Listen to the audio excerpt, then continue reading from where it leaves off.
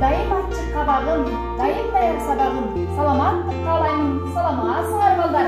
Саламатсызбы, урматтуу мугалим. Азаматсыңар балдар. Бар жолгула ардайым сабагаларымдын эми сабагымды баштайм. Мен силерге сабагымды арнаймын, анан дагы жакшы маанай каалаймын. Ал эгенде саламдашып алалы, көп көрүп оюңарды алайм. Кана балдар, келгиле, ут коюп көңүл. Кайсы сабак экенин жакшылап тынчап билгиле. Канеке? Биздин сабак кыргыз тили. Биздин уран күчүнүү ойлонуу. Тез ойлонуп тез иштөө. Коо менен териштөө. Биздин көңүл жайгары. Биздин максат билимге окутуу. Жашоо берген баарына асайдагы күнү. Бизди багып өстүргөн адегенде баайып. Билим тарбия берген мугалимдер баайып. Мекен ыйык эл ыйык баарынан да жер. Сабагыбыздын темасы сүйлөмдүн айтыш максатына карай бөлүнүшү. Сабактын максаты сүйлөмдүн бөлүнүшү боюнча түзүлүшүн түшүнүк алуу менен бүгүнкү сабагыбыздын темасы сүйлөмдүн айтыш максатына карай бөлүнүшү. Сабактын максаты сүйлөмдүн бөлүнүшү боюнча түшүнүк алуу менен мисалдарды келтирип, эрежелерин сыйлай алышат. Окуучулар алган билимдерин негиздөө менен аң сезимдүүлүгүн өстүрүшөт. Билимге болгон шыгым арттыруу менен бири-бирине болгон сыйлоого, сарамжалдуулукка тарбияланып, эмоциялык кабилетти ойготушат. Сабактын жабдылышы буклеттер, түстүү кагаздар, шам, клей, кайчы, ватман, интерактив доска, ноутбук, слайдтар жана башкалары. Сабактын формасы топтордо иштөө, кичи топтордо иштөө. Сабактын тиби өтүлгөндөрдү жыйынтыктоо, эске сактоо.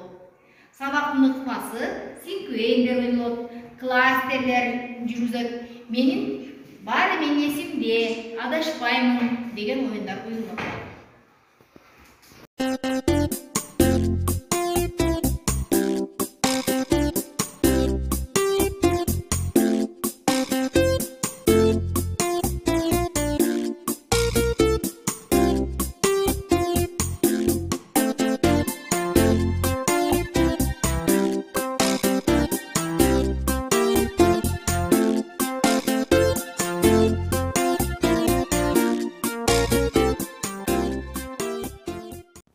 Балдар, эрежеге көңүлүңөрдү бурабыз.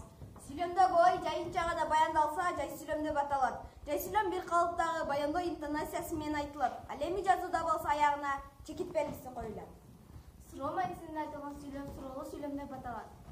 Суроолуу сүйлөм аягына суроо белгиси коюлат. Илептүү сүйлөм дайыма күчтүү сөз менен айтылат. Илептүү сүйлөмдү көтөрүңкү интонация менен өзгөртүлат жана ошондой эле илептүү сүйлөм аягына илеп белгиси коюлат. Буйрук сүйлөм эрти билдирет да буйрук иретинде аткарылат. Буйрук сүйлөмдүн аягына илеп белгиси коюлат. Кана балдар, анда кезекти ырга берсек. Кыйкырбаймын эч кимге, урушпаймын эч кимди.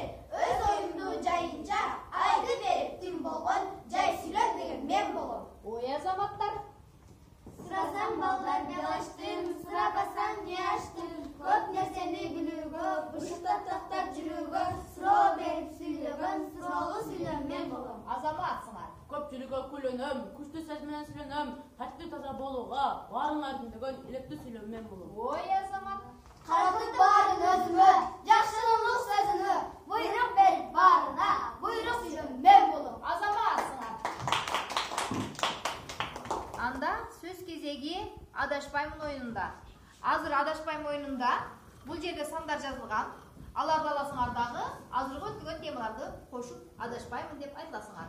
Санды 20га чейин белгилеп алалы. Анда алып кеткиле сандарды, кана алабыз. Бирден ала коебуз. Кана 20га чейин айтабыз. Сага Мага 5 деген сан түштү анда 1, 2, 3, 4 жай сүйлөм, 6, 7, 8, 9 жай сүйлөм, 11, 12, 13, 14 жай сүйлөм, 16, 17, 18, 19 жай сүйлөм. азаматсың. Мага 4 саны түштү. 1, 2, 3 суроолуу сүйлөм, 5, 6, 7 суроолуу сүйлөм, 9, 10, 11 суроолуу сүйлөм, 14, 15, 16 жай суроолуу сүйлөм, 19, 20 жай сүйлөм. Мага 3 сан түштү, анда 1, 2, ilepti süylem, 4-5 ilepti süylem, 7-8 ilepti süylem, 10-11 ilepti süylem, 13-14 ilepti süylem, 16-17 ilepti süylem, 19-20 ilepti süylem. Azamazsın. Mağa 2 sanı düştü. Anda 1 buyruk süylem, 3 buyruk süylem, 5 buyruk süylem, 7 buyruk süylem, 9 buyruk süylem, 11 buyruk süylem, 13 buyruk süylem, 15 buyruk süylem, 17 buyruk süylem, 19 buyruk süylem.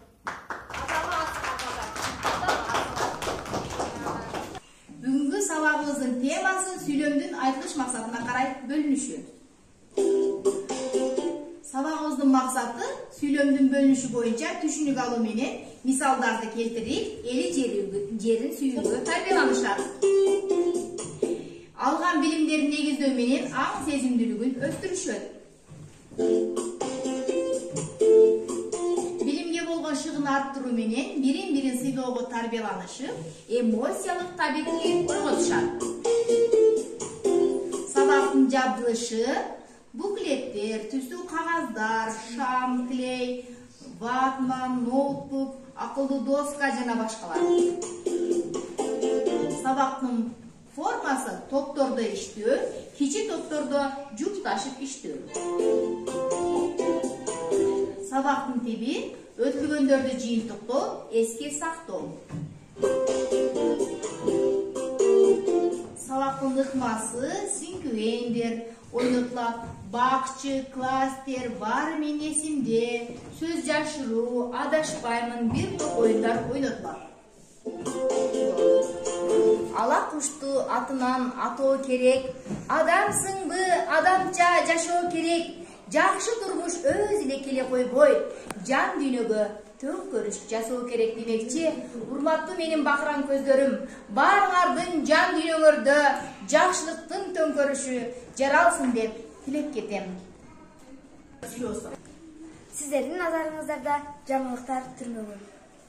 Саламатсыздарбы, урматтуу телекөрүүчүлөр? Назарыңыздарда мен Айзирек Матанова. Ноокат районундагы Тырбай Бекев атындагы орто мектебинде кыргыз тили сабагынан ачык сабак болуп өттү. Бул ачык сабакты Тургунбаева Максуда Момуновна өттү. Ал ушул аты аталган мектебинде 32 жылдан бери үзүрүлүү иштеп келе жатат. Жаңылыктар түрмөгүндө мен Айзирек Матанова болдум. Саламатта калыңыздар, биз менен бирге болуңуздар, бизден алыстабаңыздар. Анда балдар, эрежеге көңүлүңөрдү бурабыз. Анда балдар, сабагыбыз акырына келип жетти. Мен силерге номинациялар тапшырып коеюн. Кана, Матанова Айзирек.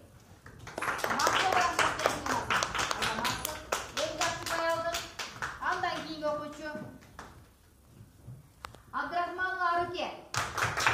Зиендүү окуучу. Номинациясын сыймасын, зиендүү окуучу. Азаматсың, көрүшүп коелу Азаматсың. Андан кийин Жумабаева Айгерим. Директор. Номинациясын сыймасын, Азаматсың. Андан кийин Мухаммед. Таткыч бала. Номинациясын сыймасын, Азаматсың.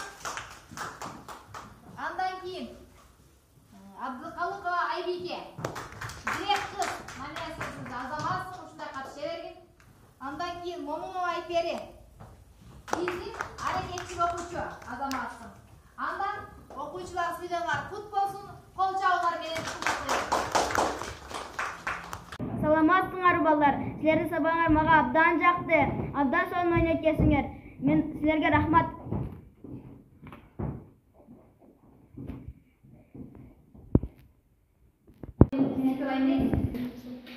Бүгүнкү сабагыбыздын темасы сүйлөмдүн айтылыш максатына карай бөлүнүшү. Сабактын максаты сүйлөмдүн бөлүнүшү боюнча түзүлүшүн түшүнүк алуу менен. Бүгүнкү сабагыбыздын темасы сүйлөмдүн айтылыш максатына карай бөлүнүшү.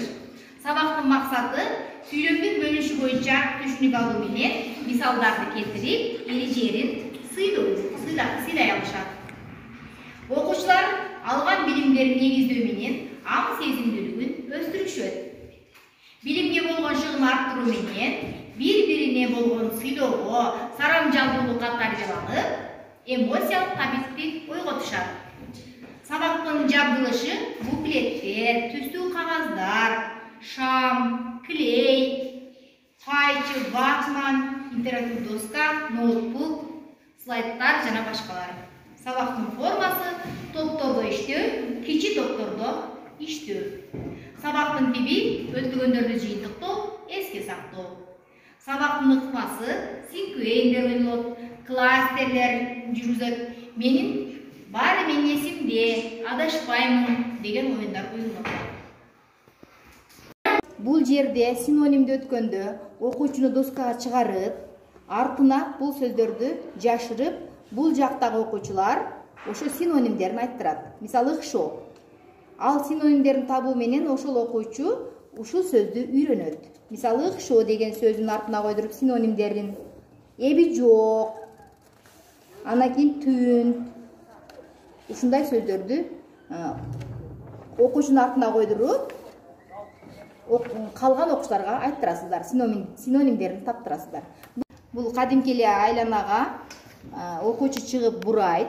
Бураганда кайсы санга түссө, ошол санды кармап, ошол суроого жооп бере баштайт. Кайсы теманы өткөндө ушул саңыздар болот.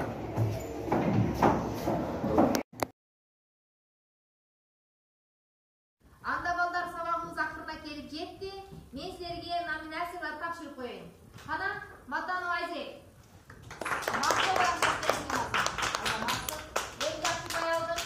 Андан кийинки окуучу Абдрахманова Аруке. Зиенди окуучу. Номинациясын сыймасын, зиенди окуучу. Азаматсың, көрүшүп коелу Азаматсың. Андан кийин Жумабаева Айгерим. Зирек кыз. Номинациясын сыймасын, Азаматсың. Андан кийин Мухаммед. Тапкыч бала. Номинациясын сыймасын, Азаматсың. Андан кийин Абдыкалыкова Айбике. Зирек кыз. Номинациясын Азаматсың, ушундай катыша бергин. Андан кийин Момунова Айпери. Биздин аракетчи окуучу Азаматсың. Андан окуучулар сыйлаган кут